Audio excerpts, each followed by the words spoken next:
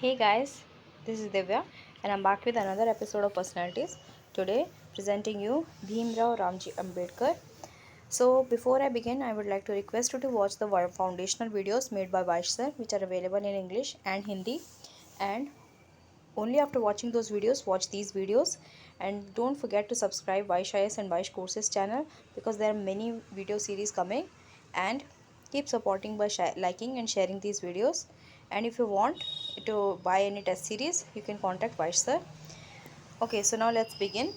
So Bhimrao Ramji Ambedkar, known as B.R. Ambedkar, he was an Indian jurist, economist, and a Dalit leader. He headed the committee drafting the Constitution of India from Constituent Assembly debates, and he served as Law and Justice Minister in the first cabinet of Jawaharlal Nehru and inspired the Dalit Buddhist movement after renouncing Hinduism. So he graduated from Elphinstone College and from University of Bombay, and he studied economics at Columbia University and the London School of Economics, and he received doctorates in 1927 and 23 and was among a handful of Indian students to have done this so far, right, at either of those institutes, right. Now his early life. So B.R. Ambedkar, he was born on 14th April 1891 in the town and which was a military cantonment of Mahou, which is in Madhya Pradesh, right. So this is officially known as Ambedkar, Dr. Ambedkar Nagar now, right, and as I told, it's in Madhya Pradesh. He was the 14th and the last child of Ramji Maloji Sakpal, and he was an army officer who held the rank of Subedar, right, and his mother was Bhima Bai Sakpal. Now his education. So we'll know about his post-secondary education. In 1897, his family moved to Mumbai, where he became the only untouchable enrolled at the Elphinstone High School. In 1906, he was about 15 years old and he married a 9-year-old girl, Ramabai. Now he studies at the University of Bombay. So in 1907, he passed his matriculation examination, and in the following year, he entered Elphinstone College, which was affiliated to the Bombay University of Bombay, and he became the first from his caste, that is Mahar caste, to do so. By 1912, he obtained his degree in economics and political science from Bombay University and prepared to take up employment with the Baroda state government. Now he studies at Columbia University. So in 1913, at the age of 22, he was awarded a Baroda State Scholarship of 11.50 pounds sterling per month, right, for 3 years under a scheme which was established by Sayaji Rao Gaikwad III. He was the Gaikwad of Baroda, and this was designed to provide opportunities for postgraduate education at Columbia University in New York City. Soon after arriving there, he settled in rooms at Livingston Hall with Naval Bhatena. He was a Parsi and he was his lifelong friend. Then there he passed his MA, right, Master of Arts exam in June 1915, and he majored in economics, and other subjects were sociology, history, philosophy, and anthropology. He presented a thesis, Ancient Indian Commerce. And B.R. Ambedkar was influenced by John Dewey and his work on democracy. In 1916, he completed his second master's thesis, National Dividend of India, a historical and analytical study, for a second MA.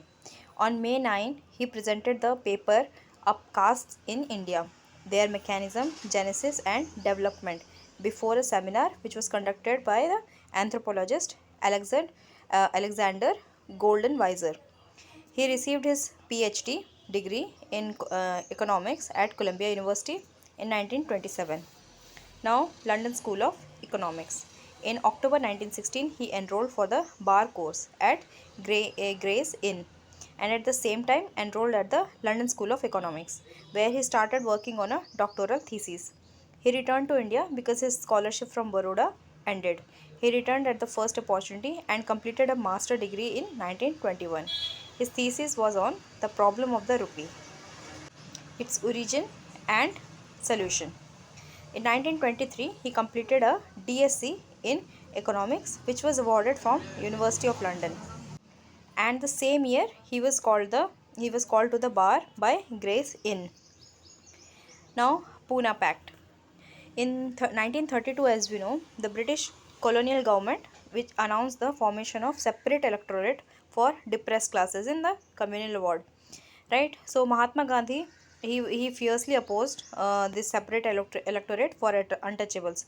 He feared that the that this would separate electorate would divide the Hindu communities. So Gandhiji he protested by fasting while imprisoned in the Yarwada jail of Pune. Now, following the fast, Congress politicians and activists such as Madan Mohan Malviya and Palwankar Balu, they organized joint meetings with Ambedkar and his supporters at Yerwada.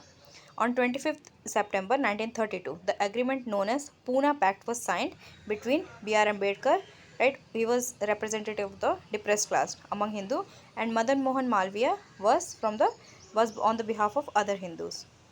So the agreement gave reserved seats for the depressed classes in the provisional legislatures within the general electorate. And due to the pact, the depressed class received 148 seats in the legislature instead of the 71 as allocated in the communal award.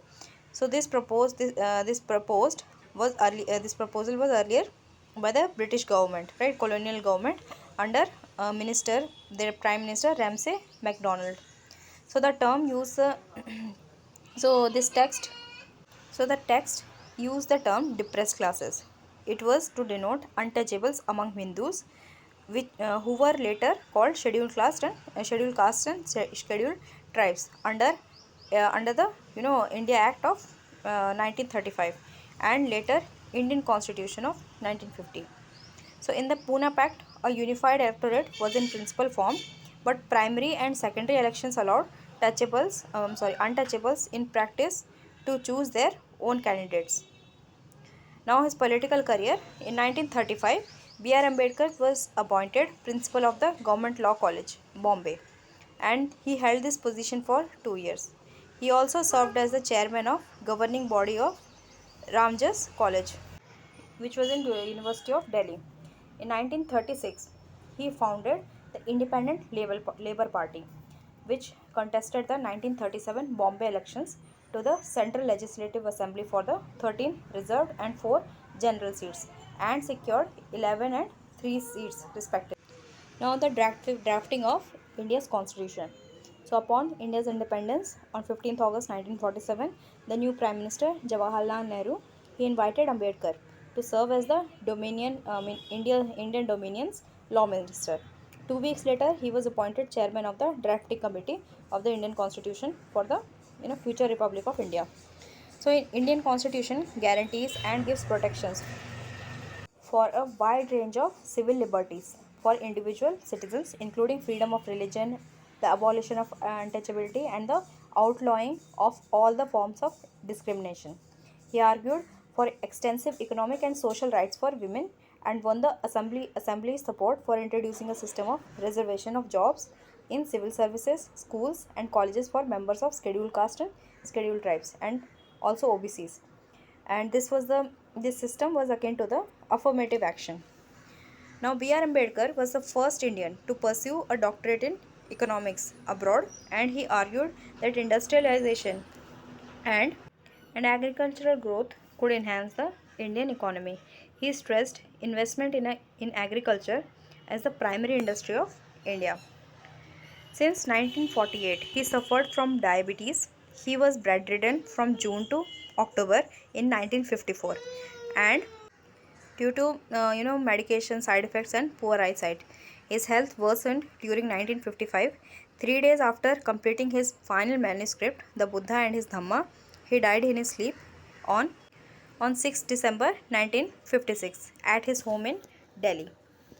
So his legacy. So B.R. Ambedkar's legacy as a socio-political reformer had a deep impact on modern India. In post-independence India, his socio-political thought is respected all across the political spectrum.